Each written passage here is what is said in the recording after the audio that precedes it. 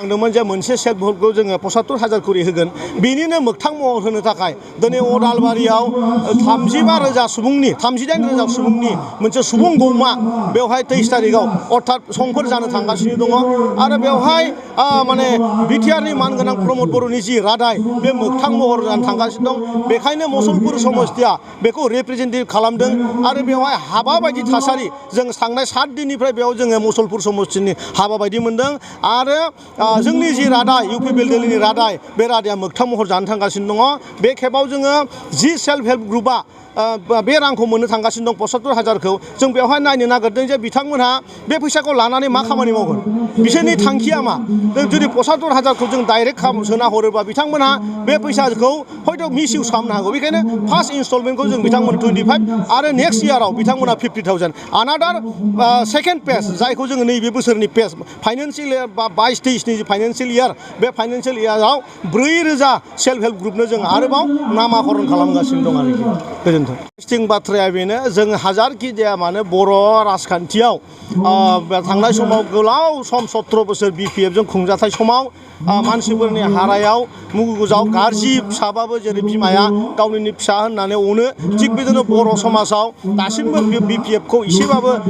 अननाय आरो सिम्पेथिया दङ खिन्थु मुसलपुर समस्तियाव दिनै बेनिनो उल्था थासारिखौ दिनै बेवहाय नुजाथिदों दिनै बिराद गिदिर मोनसे जयनिं सेरेमनि जादों 700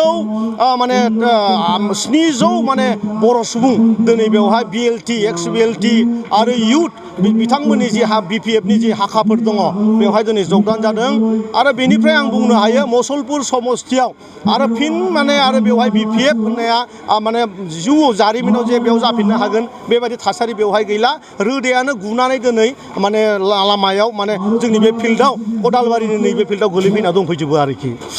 जों जे माने जोंनि जे दानि मानगोनां प्रमद बर' बिथांनि जि माने खुंथाय बेवहाय गोबां रोखोमनि सुबिदा जों बेयाव होगासिनो दङ जेरै गोरिब मानसिफोरनि जि माने ना गुरनानै जानाय मानसि दिनै मैगं नागिरनानै जाग्रा मानसि बिथांमोननि थाखाय 5,000 करि रां होनाय जादों बेफोर रांखौ जाहाथे मोननानै बिथांमोना जाहाथे गयनि दखान जाहाथे माने साहानि दखान बेफोरबायदि जाहाथे खालामना लानो हायो बेफोरनि सुबिदा इन्डिभिजुवेलि बेनिफिसियारि गोबां लानाय जादों बेफोरखौनो बिथांमोनहा मोनाखैमोन आरो गोदोनि समाव खासि खदाल बिथांमोना मोनदोंमोन खासि खदालनि उल्थायै दिनै जोङो मानसिनि संस्था बिसोरनि सेल्फ माने इमप्लयमेन्टनि थाखाय जों दिनै बेबायदि 5,000 करि रां खायसेनो 10,000 सोरनिबा 25,000 बेफोरबायदि रां जोङो होनानै बिथांमोननि जिउखौ जाहाथे साखांनो हायो बेबायदि हाबाफारिखौ नुनानै बिथांमोना दिनै लैहोर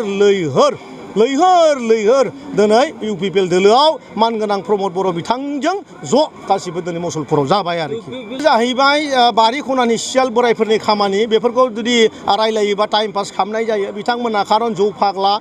मेन्टेलि क्रेक गोनां मानसि गोजा जाय नांथानानै बिपिएफ खालामगासिनो दङ बिथांमोननि बाथ्राखौ जोंनि खुगानिफ्राय बारा